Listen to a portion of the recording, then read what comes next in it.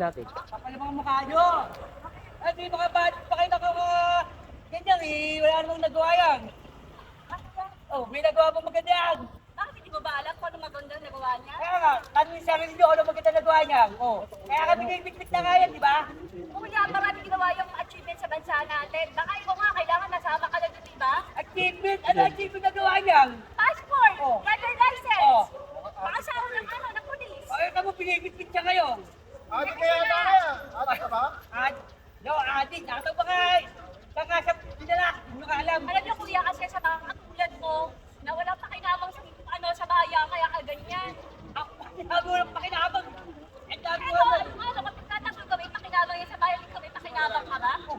Ayun, tama nga. O, nakaka mo. Ayan, pinibit siya lang ano. Dahil wala ka na ba? Ang batas para sa Pilipinas, hindi para sa ibang bansa. Di ba ang dami nga niyang mga magulang sa kanya? Bakit? O, ano bakit? Bakit? Dahil Ano yung ba mga... problema mo, kuya? Ha? Ano ba problema mo? Oh, Ano ba kami dito? ay, lahat ang mga magulang sa kanya, di ba? Di ba kinakaharap ka? Kapitado ka? Alam mo, dapat nga matuwa kay Ibi kasi nga dahil sa kanya marami na wala mga marami na wala mga plano. Kapitado ka ba? Alam mo, sa mga ginagawa niya. Alam niyo, ang tulad ng trabaho sa kanya. Ano wala na trabaho? Bakit wala nagre-react ng ano mo? Awas mo? Bulutong mo to. Oh, hoy, yung kong bunutan. Baka may sama ka rin. Ikakadapon eh. Yabang mo, nakikita Kaya ko ako eh. kami, kasi para sa atin to, suporta natin to. Kung di ka sumusuporta, pwede ka umalis. Nakakainis na kasi. Ano ba kayo eh? Inis, baka ikaw naiinis. Talaga.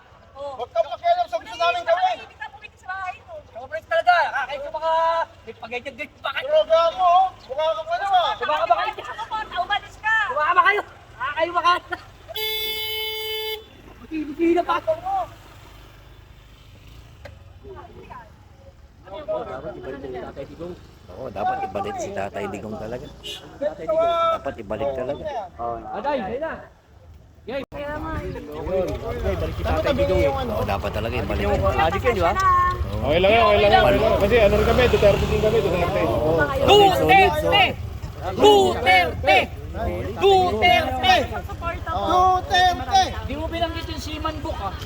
Sabi din yung si Manbuk, napakarami ko. Bang! Bang! Bang! Bang! Palong-palo ah. Kung adik! Good item yun ah. Kamukha ni Papa yung puta. Good item ah. Kung isa-isayin natin ang nagawa ng Pangulong Duterte, napakarami, pero iisa lang